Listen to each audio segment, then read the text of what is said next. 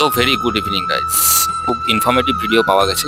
It means crucified হওয়ার পর যীশু খ্রিস্ট জেরুজালেম থেকে ডিসঅ্যাপিয়ার হয়ে গেছিলেন, এবং সেই টাইমে ওই পিরিয়ডে তিনি কোথায় ছিলেন, কি করছিলেন এবং কিরকমভাবে জীবনযাপন করছিলেন, বা কি কারণে আবার তিনি জেরুজালেম ফিরে গেলেন, সেটা একজন ব্রিটিশ হিন্দু সন্ন্যাসিনী তার নিজের গবেষণা থেকে এবং বিভিন্ন তথ্য থেকে বের করে একটি ভিডিওতে ডেসক্রাইব করছেন। কথাটা বলার আগেও বহু ইতিহাসবিদ, দার্শনিক, ম্যাক্স মুলার তাদের কিছু কিছু জায়গায় এরকম কথা বলে গেছে। যীশু খ্রিস্টর পুনরাবির্ভাবের পূর্বে তিনি ভারতবর্ষে এসেছিলেন, বৃন্দাবনে গিয়েছিলেন, এবং দেন ওখান থেকে বৈদিক শিক্ষা লাভ করার পর পুরীতে গিয়েছিলেন, জগন্নাথ পুরীতে, এবং সেখানে বৈদিক শিক্ষা লাভ করার পর তার গুরুর আদেশে তিনি আবার ফিরে যান তার জন্মভূমি বা কর্মভূমিতে। এই জিনিসটাই আমরা ভিডিওতে আজকে দেখবো। আসুন ভিডিওটা ওয়াচ করি, খুব ভালো লাগবে, informative video. Krishna, namaste. Someone asked, what is the relationship of Jesus and Krishna, and what is the reference that Jesus went to Vrindavan?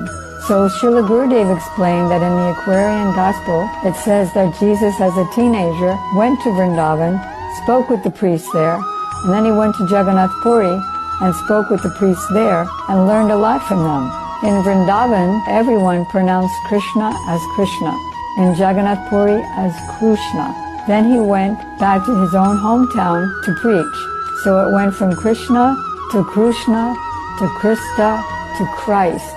And Christ is another name for Krishna because Christ means the anointed one. And Krishna is always anointed with beautiful tilak. Jesus said we have to be about the business of our Father. And Krishna in the Gita says, I am the seed-giving Father of all living entities. So there's no quarrel between God and God's Son. তবে guys, এই যদি হবে, তবে আমাদের মধ্যে আর ওদের মধ্যে কেন এত বৈষম্য আর তৈরি করা হয়? কখনো মন দিয়ে ভেবে দেখেছে? কেন ওরা বলে যে ওরা সবার উপরে, আমরা বলার চেষ্টা করি আমরা সবার উপরে, সবাই সবকে ছাপিয়ে যেতে চেষ্টা করি? এর কারণটা কি কখনো ভেবে দেখেছেন? এর কারণটা আমরা কখনো ভাবি না, কারণ এর অন্তর্নিহিত অর্থ খোঁজা আমাদের কাজ নয়। আমাদের কাজ রোজকার জীবনযাপনের সাথে সাথে শুধু শুনে যাওয়া কি হয় কি না হয়। কিন্তু সত্য ঘটনাগুলো সম্পূর্ণ বাস্তব জীবনের থেকে আলাদা হয়। প্রকৃত ইতিহাসগুলো বাস্তব জীবনের থেকে সবসময় আলাদা হয়।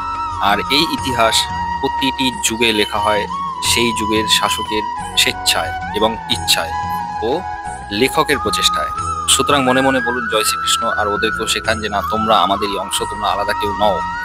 সেই সাথে মন খুলে বলতে না পারেন, কিন্তু মনে মনে অবশ্যই বলুন জয় শ্রীকৃষ্ণ।